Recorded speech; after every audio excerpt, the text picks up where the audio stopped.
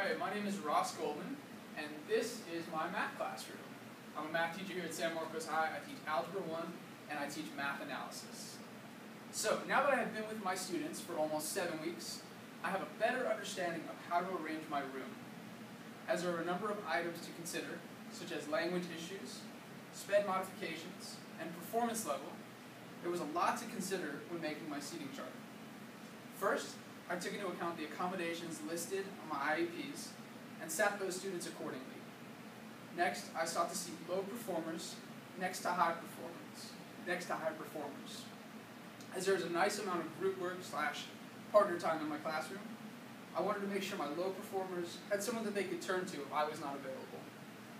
Finally, in regards to my EL students, I tried to keep them in the middle section, that's this section right over here, or next to a person that they could communicate with, so that if they needed help with their language, they could communicate more easily. In regards to changing seats, I like to keep things fresh, so I like to switch things up every 3 weeks or so.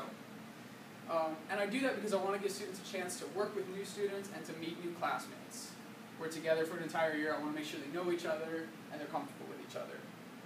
So, similar to my current seating chart, I plan to take into account accommodations for SPED, as well as language issues and performance issues. As you can see, I've chosen to arrange my desks in an arc pattern. So we start over here, and if we look around the classroom, there are really no rows. We go in an arc like this.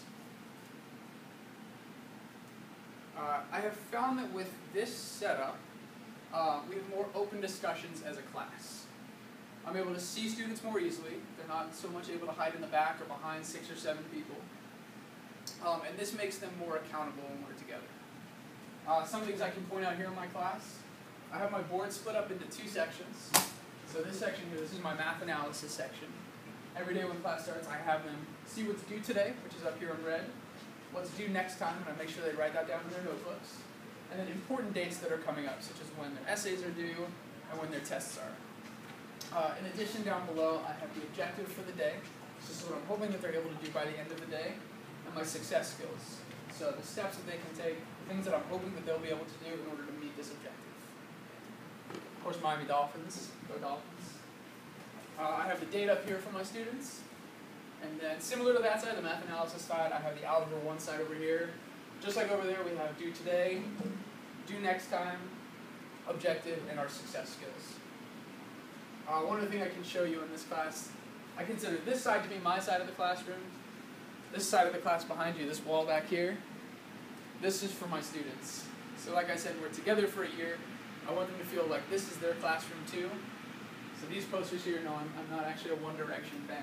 But we've got One Direction, we have a tiki torch, some sort of picture of SpongeBob here. And again, this is just so they can feel some ownership in this classroom. So it's not just me making all the rules. So speaking of rules and the way that we do things in here, first, all about positive reinforcement.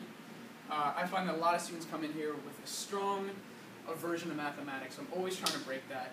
I reinforce positively by high-fiving, applauding when kids come up to the board, just for showing effort, just for taking a chance. But unfortunately, not everybody buys into what we're doing here every day. Some kids could have off days. Therefore, there are some behavior consequences. With all my classes, first consequence is just a warning. So please keep it under control. Second, I ask them just to step outside, just take a few minutes just to gather themselves. If it continues, the third step is to send them to the assistant principal's office and to call home. And if this is a repeated offense, I'll write a referral and possibly remove them from the class. So like I said, my name is Ross Goldman. I teach math here at San Marcos High. Love being here. And thanks for checking out my class.